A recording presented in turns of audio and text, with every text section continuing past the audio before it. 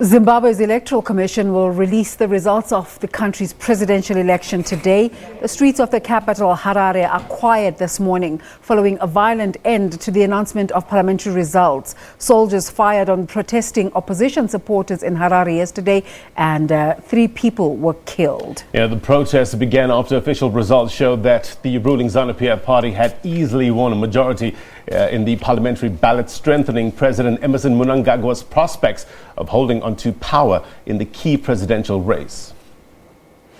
And now for the latest on the Zim elections, we cross to our reporter, Chriselda Lewis, who's outside the police headquarters in Harare.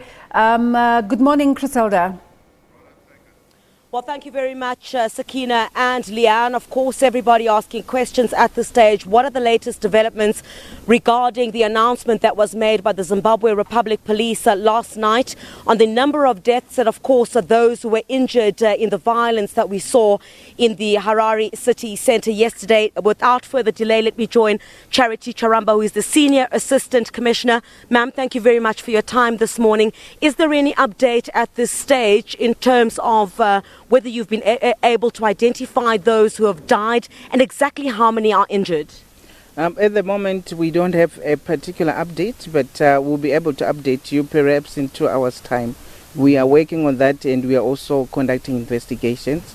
So after our briefs, we'll be able to update everyone about the development so far. But what I can say is we are investigating, and we'll be updating you. And even the Minister of Home Affairs last night also did a brief to the press and informed the nation about the developments on the ground. After investigations, we'll be able to really tell what happened yesterday.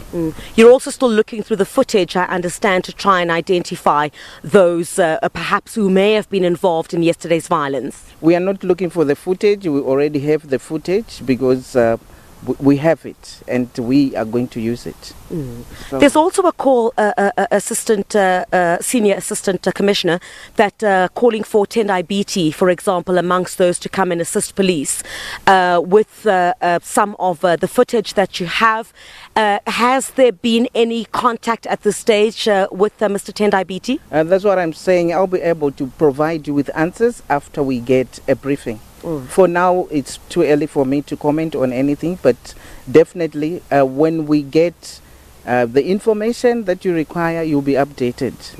Are police going to remain on the streets at this point to ensure that there is not a reoccurrence of the violence that we saw yesterday? That is definitely common sense. When the situation is like this, our police will remain firm on the ground, ensure that security is provided, because there are also other people who are peaceful, who want to conduct their business without being disturbed.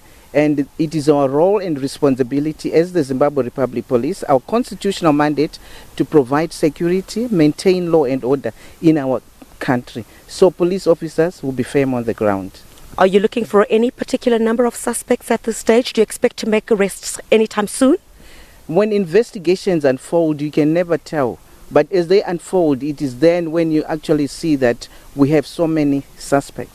But what I can tell you is that we assist with the matter, we are investigating, and we are on it. And we ensure that we leave no stone unturned.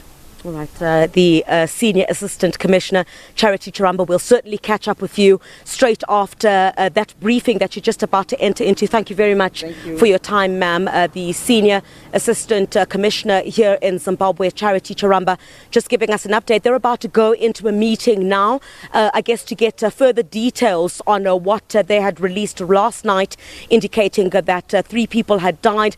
There isn't an official number at this stage. Perhaps we'll learn of the official number straight after the briefing in terms of how many people are injured, how many are in hospital at this time. Police say they are looking at footage at the moment, perhaps to identify some of those who have been involved in this incident that we saw yesterday. I think also we'll hear in the next 2 hours or so whether any contact has been made with any of the opposition leaders, of course, because you know that the Zimbabwe Republic Police have also called on others like Tendai BT as well as the Youth League of the MDC Alliance to come forward and assist with some information regarding those who might have been involved in yesterday's violence that we saw here in Harare.